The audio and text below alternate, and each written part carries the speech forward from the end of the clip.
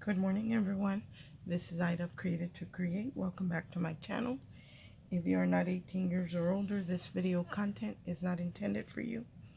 I wanted to share with you all a couple of things I've been working on I got in my new Scrapdiva strawberry dies that I wanted to play because I wanted to add some more embellishments to my strawberry kits that I'm working on.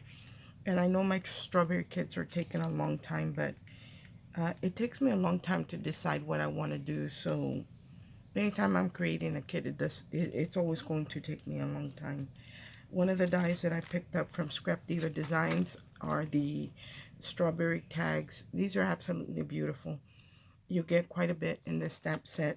And that's one thing that I love about it. And the individual pieces to cut out the little pits or seeds on the strawberries. You get the leaves on top, and they have the stitching on them, and I love that. And also you have all the elements to turn them into shakers if that's what you want to do. So I really like that. And then I picked up the words, the strawberry words, and you can't see what they are, but I'll tell you what some of them are or show you, because I did cut some out. I didn't cut all of them out, but I cut some out, and I really like these as well. And there is her information right there. She is I believe it's scrapdivadesigns.com. Yep. Here, maybe this one will be better. Right there, it's www.scrapdivadesigns.com, and that's where you can find her products. I will link her shop in the description box, and I will link these two particular dies, and there's another one that she has if you like making memory albums. She's got the large strawberry album creator as well, so I will link that in the description box. Anyway, I want to share with you what I created. I also picked up some paper that is kind of, I don't know, you probably won't be able to tell on the camera. It's a very light pink, but it is a velvet paper, and it's very thin. So if you're going to work with this, you really should back it up with maybe some 65-pound paper. That way your die cut is pretty sturdy. I didn't do that when I initially cut it, but I cut it twice with thicker weight cardstock, and then I glued the pink one on top. And another one, and this one I will link in the description box. And then this one right there, look at that color. That is a foil matte paper from Carnation Craft, and it comes in a package where you get the regular foil paper, you get glitter paper, and then you get the matte foil paper in the same package. I think it's a really good deal, but they're getting harder and harder to find now with the price of everything going up. I was able to find another pack, and of course I purchased it because it is stunning. But I love the Carnation Craft papers because it used to be I could find them for about $10 on Amazon. And they come with 30 sheets, and they're regular A4 size sheets. You can't buy a foil sheet of paper at any craft store for 50 cents. And that's what it averages out to. Even less than that before. Now it's about 50 cents a sheet. So you get 30 sheets and they're different. You get a variety of the same color, but different textures. Or sometimes you get different colors, same texture. But it's very nice heavyweight paper. Here is one that I embossed in, I hope you can see it, with the little Tim Holtz impresslet. And I think this mini one, and I think this one is gorgeous for creating tags. So I just cut out a rectangle and embossed it, but I'm going to create a tag or back a tag or something with it because that's not going to go to waste. Then I just used a gold ink, gilding pen, the paint pens in the gold, to add, kind of add a little touch of gold to the berries in the center. So I'm going to show you what I created.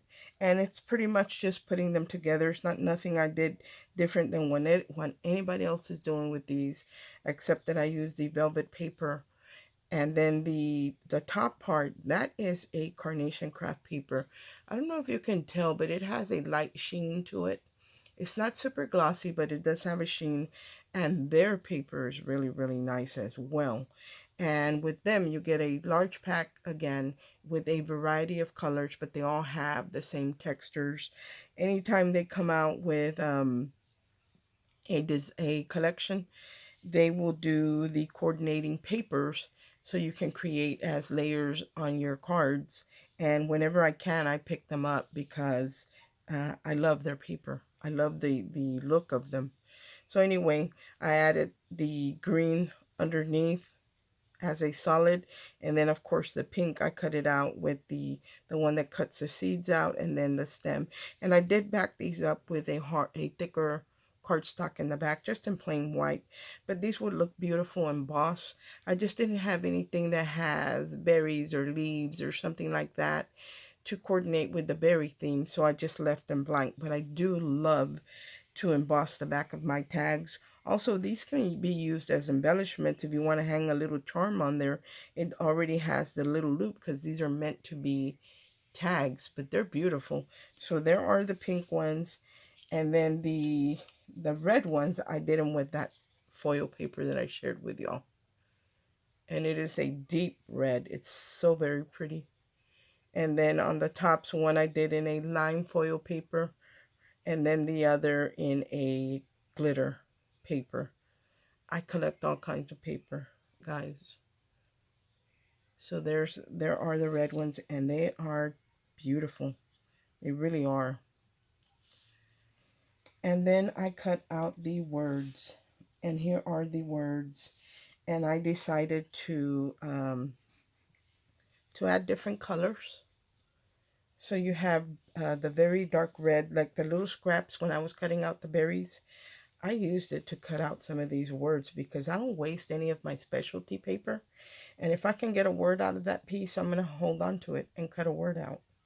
So here it is, and it has some with green and red, some in black, green, and red. So they look very, very pretty, and I backed them all up in a very thick backing white cardstock. So those are the three I did in that color, and look at how pretty. Oops, I dropped one. Look at how pretty the pink ones are. The pink ones are beautiful. Look at that. The pink ones are just stunning. Again, I did them in that velvet pink. So pretty. I think these would look beautiful if you're working on a Christmas project. Maybe you're doing a Santa and you're doing the brim of his hat or the cuffs on his coat, or any part where there's fur on the Santa coat. This paper that looks almost like flock paper, but it's called velveteen, I think, or something like that. It would look beautiful on a project like that. The last thing I created, I picked up these little flower picks, and they're plastic, but they're very thin. They're not very thick at all, from the Dollar Tree. I found these where they have the the artificial flower stuff hanging like on a clip or something. And I covered them in paper. And there it is. Let me move that aside. Let me move that aside. I covered them in paper, and I embossed the paper with my Tim Holtz wood grain 3D embossing folder.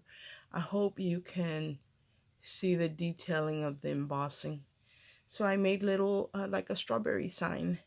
I don't know, here in Florida where I live, a lot of times when they're growing something, they actually have a you pick sign, or you pick strawberries, you pick tomato.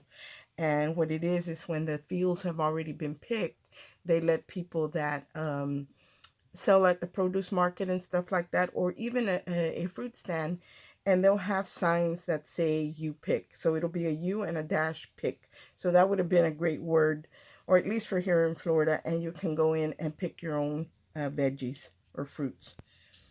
Here is another one that I just added a berry to the corner. It's the only difference. This is a tattered lace collection that I have, and I glossed up the berry and I rounded it to give it a shape to give it shape. And then here is the last one in the red. So I also did them. You guys know I had to do them in the pink. I have a lot of bits left over I need to work with. I want you to see the embossing on this. Not necessarily this one. I put this one the wrong way. I'll show you the other one. But anyway, again, I did use the backing on these because I felt that the pink was kind of blah on top of this green. It didn't speak to me. It didn't stand out. So I added the backing and I like it better. This ribbon right here was gifted to me by my friend Carolyn, who always blesses me with beautiful ribbons and trims.